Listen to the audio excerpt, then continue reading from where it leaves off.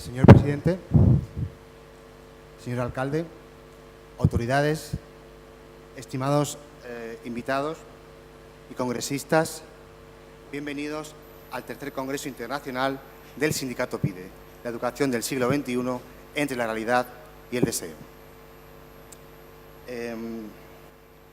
Con este Congreso tenemos la firme voluntad de seguir la senda iniciada en el año 2009, en el que PIDE se ha comprometido con la formación del profesorado extremeño. Con este mismo espíritu y coincidiendo con el 20º aniversario del Sindicato PIDE, queremos, inspirándonos en la obra de Luis Cernuda, crear, en estos días que tenemos por delante, un espacio de reflexión donde analizar nuestra realidad educativa para darle un impulso a la escuela pública extremeña y situarla en el lugar que se merece. Vamos a dar comienzo al acto de inauguración. Interviene, en primer lugar, el alcalde de Mérida, Antonio Rodríguez Osuna.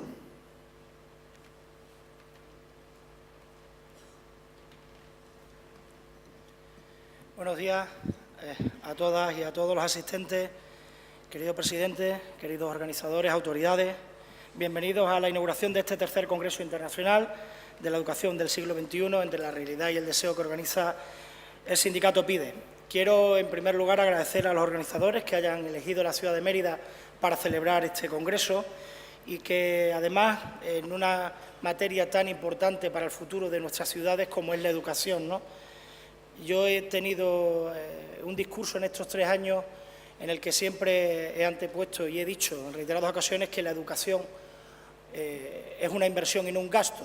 Cada vez que se planteaba que el ayuntamiento asumía alguna competencia, algún coste de alguna de las organizaciones o de algunos de los eventos que se organizaban o del propio Conservatorio de Música, que es de titularidad municipal, lo hacíamos encantados porque para nosotros, como he dicho, la educación es una inversión y no es un gasto. Por tanto, que hayáis elegido Mérida para tratar este tema es algo que desde luego nos sitúa frente al debate que se está generando en los últimos tiempos al respecto de cómo debe ser y hacia dónde debe ir la educación, y es algo que nos interesa a todos y de vital importancia para nuestro futuro. Yo debo decir que soy alcalde ahora, pero soy un joven de la EGB, que estudió en un colegio público, que estudió en un instituto público, que estudió en una universidad pública en Extremadura y que en ningún momento tuve la percepción de que por residir en una comunidad autónoma distinta tuviera una educación inferior a la del resto. No me sentí nunca en ningún momento inferior a otros compañeros y amigos que tengo en otras comunidades autónomas y que han culminado también sus proyectos de vida profesionales y educativos, todo lo contrario. Así que quiero decirles que es responsabilidad de todos, de todas las instituciones, pero también de los docentes, de las familias, participar y colaborar en que la educación y los retos que tenemos por delante consigan la mejora de los objetivos que nos proponemos. Para mí, fundamentalmente, el problema con el que nos hallamos es el de siempre, es el de los presupuestos. La educación va a depender en el futuro de la cantidad de recursos que destinemos a la mejora del sistema educativo y no hay otro problema más. No hay falta de formación de sus profesionales, no hay falta de interés de las familias por mejorar la educación de sus hijos y todo se reduce a que se necesita una mayor inversión en educación, una educación que nos iguale al conjunto de los objetivos que se marcan en Europa.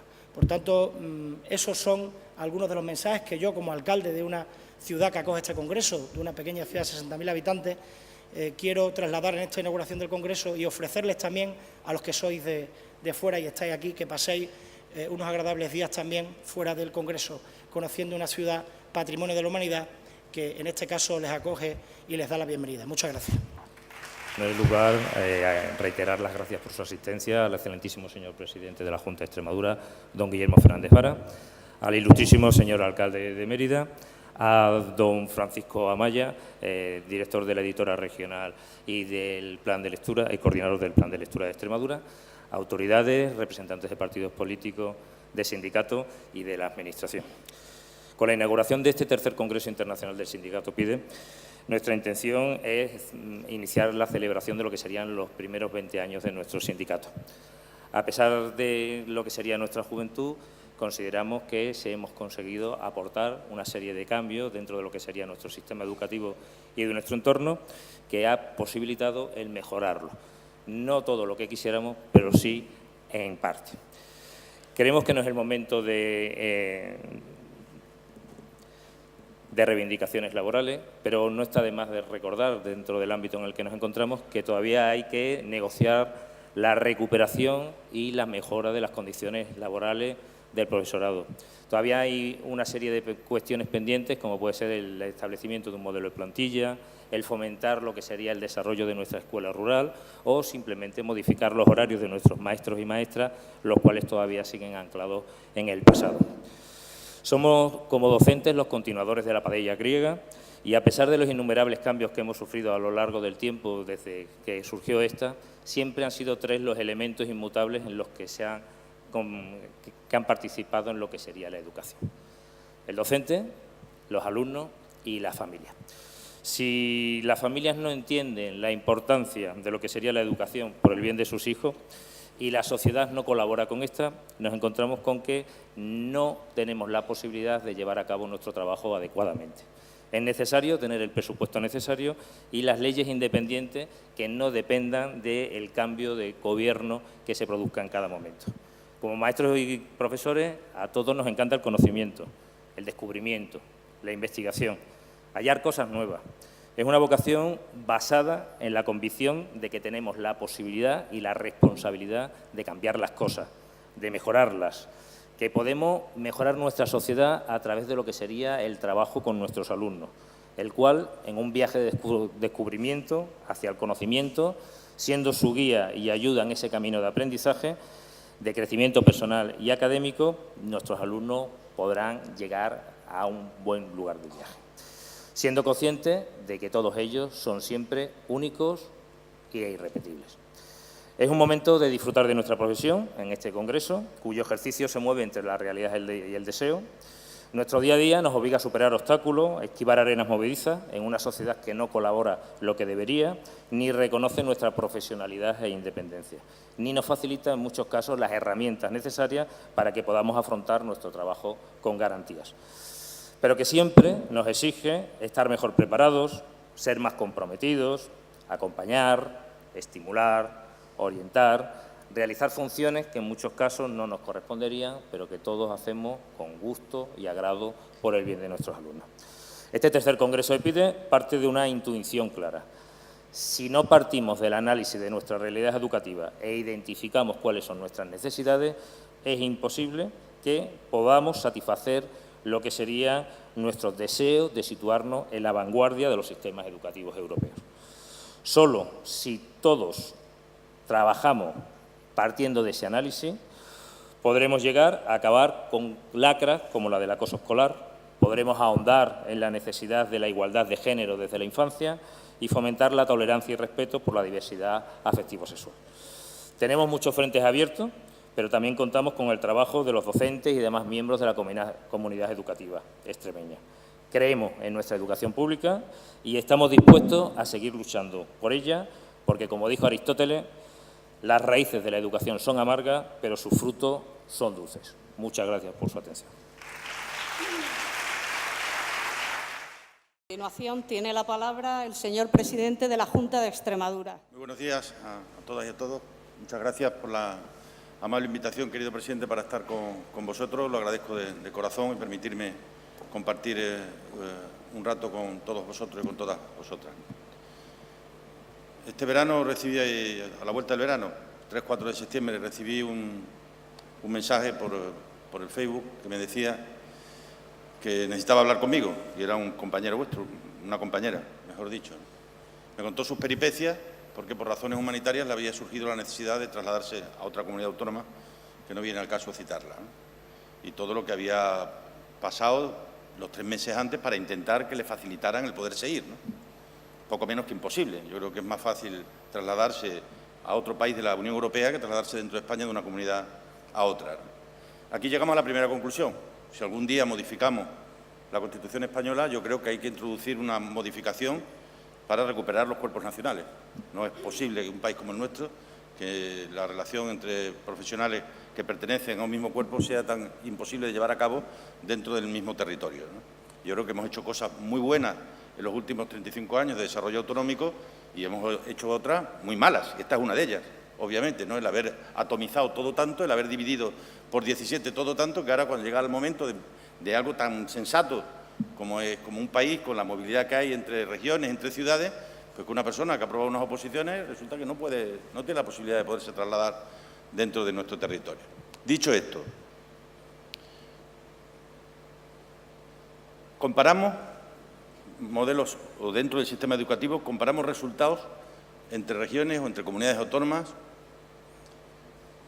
sin tener en cuenta que el paso del tiempo ha hecho que sea difícilmente comparable, porque ahora mismo en España hay comunidades autónomas donde los docentes tienen 20 otras donde tienen 19, algunos que han recuperado la paga extraordinaria, otros que todavía no la han recuperado, gente que que los interinos se incorporan en una fecha, otros que se incorporan en otra. Es decir, esto porque no nos miramos al espejo, es decir, no hacemos el ejercicio los 17 de mirarnos al espejo y decir, esto es un disparate. Estamos comparando conjuntos homogéneos y resulta que son absolutamente heterogéneos. Y eso todo tendría posibilidad de solución si funcionaran bien las conferencias sectoriales, si se hiciera un esfuerzo por parte de todos por intentar armonizar determinadas cuestiones. Y esto no tiene nada que ver con el espíritu autonómico. Yo soy el más autonomista que pueda haber en esta sala, os lo puedo asegurar. Pero autonomía no tiene nada que ver con eficacia ni con eficiencia. Y las cosas cuando están mal hechas y hay que intentar, en la medida en la que se pueda, corregirlo. También dicho esto, han sido años muy duros. La crisis ha golpeado muy duramente a este país, porque no era una crisis al uso, no era de estas crisis a las que estábamos acostumbrados, que era los mecanismos de ajuste que tenía el capitalismo, era de vez en cuando entrar en crisis, hasta que lo que entró en crisis fue el modelo económico que nos habíamos dado, reventó la banca, reventó el sistema y como consecuencia de eso, pues no es una crisis de 2 o 3 años, es una crisis que lleva tiempo. Y todavía hoy, a pesar de que llevamos ya algunos años creciendo por encima del 2%, nos encontramos con serias dificultades para poder tener una recaudación suficiente que nos permita pues dar respuesta a los nuevos tratamientos sanitarios, a los nuevos tratamientos del cáncer, a todos los medicamentos basados en la biología y no en la química, que hacen el gasto de las comunidades autónomas como consecuencia del gasto sanitario, pues crezcan muy por encima de lo que están creciendo los ingresos que estamos teniendo. Y eso hace que ponga en dificultad los equilibrios económicos de cada uno de los territorios. Pero bien, de eso no tenéis vosotros la culpa y, por tanto, no tengo por qué trasladarlo aquí. Lo que sí os pido es un cierto grado de comprensión. El compromiso os puedo asegurar que existe. Vamos a seguir recuperando todo aquello que se perdió. Todavía faltan cosas, soy consciente, presidente, y necesitaremos tiempo para poderlo hacer. Hemos intentado empezar por el principio, que es por donde hay que empezar siempre, e ir poco a poco avanzando, y soy perfectamente consciente de las cosas que nos quedan todavía por hacer, ¿no? También soy consciente del impacto que tiene en el resultado educativo las condiciones socioeconómicas de las familias. Por eso, una de las primeras cuestiones que nos pusimos como objetivo al inicio de esta legislatura era combatir las situaciones de urgencia, de exclusión social, que las había. Y no voy a hacer aquí ningún discurso partidario, porque no debo ni vosotros lo merecéis. Pero había situaciones difíciles. Eso sabéis mejor que nadie, porque se veía en las aulas, porque se veía la dificultad, por lo que significó la desaparición del transporte, por lo que significó la merma de los libros de texto. Y por lo que significaba las cifras de paro con 150.000 parados en la región, que trasladó a las familias una situación socioeconómica muy complicada. Y como el aula es la caja negra de la sociedad, si uno quiere saber cómo es un país, o cómo es una región, o cómo es un pueblo, no tienes más que ir a hacer así en el cristal de un aula, asomarte y verlo, y allí está la sociedad con todas sus virtudes, todos sus defectos, todas sus ventajas y todos sus inconvenientes, pues todo eso se traslada al aula, y todo eso se trasladó al aula. Y la recuperación socioeconómica es un pilar esencial y básico. La equidad, la justicia social son pilares básicos para un buen sistema educativo. Porque en aquellos hogares donde la gente no tiene asegurado y garantizado el pan durante 3 comidas al día, durante 30 días al mes, esa familia tiene otras prioridades, que no son la educación de sus hijos. Por eso a veces tenemos que hacer especial énfasis en decir, este país, la prioridad tiene que ser recuperar la justicia social, recuperar unos niveles mínimos para el conjunto de la sociedad y recuperar unos niveles en los salarios mínimos, y recuperar unos niveles en las pensiones, y recuperar unos niveles en la atención a los mayores. Porque todo eso lo que va a provocar es una mejora segura de los resultados académicos. Luego está pues lo que es, a mi juicio, más necesario de estrategia en el tiempo y que tiene que ser una labor de todo el mundo. La sociedad tiene que saber que el futuro depende fundamentalmente no de los que le abren la barriga a nuestros hijos, aunque le pidan un 9 en selectividad para entrar o un 12 para entrar en la universidad. Que el futuro depende de los que le abren la mente a nuestros hijos, aunque le pidan un 5 en la selectividad. Y entonces tenemos que intentar ser conscientes también y trasladarlo a la ciudadanía que este país necesita tener los mejores médicos, pero con eso no tendrá un futuro mejor, tendrá probablemente una salud mejor. Lo que necesita tener los mejores maestros, los mejores docentes, los mejores profesores. Y eso significa cambiar el sistema que nos hemos dado. Cambiar los sistemas de selección, cambiar los sistemas de formación, hacerlos mucho más atractivos, hacer del aprendizaje no una parte de nuestra vida, sino algo inherente al conjunto de nuestra tarea profesional a lo largo de toda la vida. ¿Y para eso qué es necesario? Pues algo que los políticos de este país le debemos a esta sociedad, que es una ley de educación que dure como mínimo más de 4 años. En 40 años de democracia, hacemos este año 40 años de Constitución, ningún político en España hemos sido capaces de darle a este país una ley de educación en condiciones. Ninguno. Digo en condiciones que dure. Porque tú puedes creer que la tuya es la mejor del mundo, pero por mucho que tú creas que la tuya es la mejor del mundo, si dura 4 años no lo podrás demostrar. Y hay que empezar a entender que cuando se legisla para que dure. Y para que dure tiene que tener muchos apoyos. Y para que tenga muchos apoyos no se puede hacer ni lo que quieres tú ni lo que quiero yo. Hay que salirse al encuentro y encontrarse en algún punto para partir de ahí decir, y ahora esto no lo mueve ni Dios en los próximos 20 o 25 años. Y seguramente de esa manera no estaremos legislando de manera accidental. Y con el futuro de nuestros hijos no se puede legislar de manera accidental, porque nos estaremos equivocando. Por eso aquí yo me siento tan orgulloso de que aprobáramos una ley de educación sin ningún voto en contra y sin ninguna abstención. Es verdad que como no tenemos las competencias esenciales, tenemos algunas, y eso yo creo que ha sido bueno, pero las nucleares, que son las que conforman el sistema y el modelo, siguen siendo competencias estatales, pues nos encontramos en esa situación de debilidad, que creo que es una de las grandes debilidades que tenemos como país. El no haber sido capaces de identificar la necesidad de tener una ley de educación perdurable y mantenible en el tiempo, y algo que nos debería ser exigible. Y desde luego que yo lo voy a decir, gobierne con gobierne y esté quien esté. No se resuelven los problemas de la educación cambiando otra vez 4 cosas para que otro las vuelva a cambiar dentro de 4 años otra vez y el siguiente la vuelva a cambiar 4 años otra vez. La sociedad española frente a eso tendría que reaccionar y decir no queremos la ley que quiera yo, queremos la ley que queramos nosotros, la que podamos tener durante mucho tiempo y que pueda servir para construir de verdad un cambio de mentalidad alrededor de lo que significa y representa el sistema educativo. Porque si no, luego nos vamos a debates parciales e irreales. El debate de una sociedad, el futuro de una sociedad, no puede estar en las horas de religión en la escuela, no puede estar ahí. Esos son debates colaterales. El debate tiene que estar de verdad en si nos ponemos de acuerdo o no, qué tipo de educación queremos, para qué tipo de sociedad necesitamos. Y tenemos que ser conscientes que no tenemos que formar a la gente pensando en cuál va a ser su trabajo el día de mañana. Para eso está la universidad. Formar a la gente, tenemos que formar a la gente para tener una generación de gente culta, entendiendo por culto el que acumula conocimiento, pero también capacidad de discernimiento. Conocimiento y discernimiento. Saber mucho, conocer mucho y saber diferenciar. La diferencia entre el sabio y el necio no está en no equivocarse, sino en saber rectificar. Y eso es algo esencial y fundamental en la formación de nuestros hijos y de nuestras hijas. Y luego hacer del sistema educativo un todo, que se inicie antes y que acabe después, bajo el paraguas de lo público. Vamos a empezar con una iniciativa ya este año en algunos colegios y vamos a continuar en el futuro para ir introduciendo la educación infantil 0-3 años dentro de la escuela. Introducir la educación infantil 0-3 años es huir de aquel modelo de carácter más social, donde el 0-3 años estaba en manos de las llamadas guarderías fuera del sistema. Hay que meterlo dentro del sistema. Y meterlo dentro del sistema es meterlo dentro de la escuela. Y hay que prolongar en la universidad lo que tiene que ver con las ayudas públicas.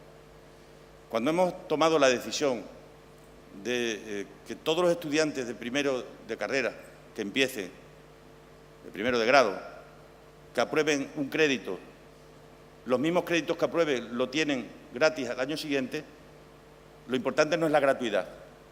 Lo importante es trasladarle al alumno la necesidad de que él se conquiste su propio futuro.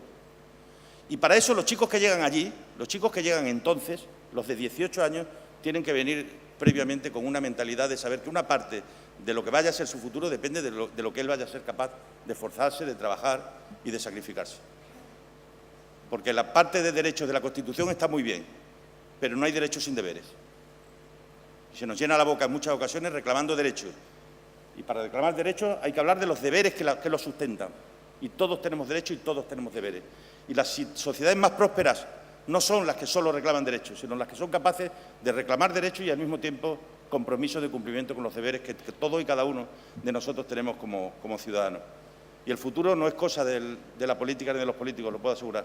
Los países más prósperos son aquellos que no dejan en manos de la política y de los políticos todo su futuro y que son capaces de asumir su propia responsabilidad en el día a día de la vida de todos y cada uno de nosotros, ¿no? La labor o la función del docente no es darle una buena educación a los niños, eso se le da en casa. La labor del docente es aportar conocimiento y discernimiento. Y esa es algo en lo que las familias, los docentes y las administraciones tenemos que ir de la mano para intentar que los niños de mañana estén preparados para un mundo diferente, lleno de desafíos y lleno de realidades distintas, ¿no? El aprendizaje a lo largo de toda la vida tiene una fase fundamental, que es cuando un niño entra en una escuela y sale de ella habiendo dejado escrito gran parte del testimonio de lo que vaya a ser su vida. Somos lo que hacemos para cambiar lo que somos.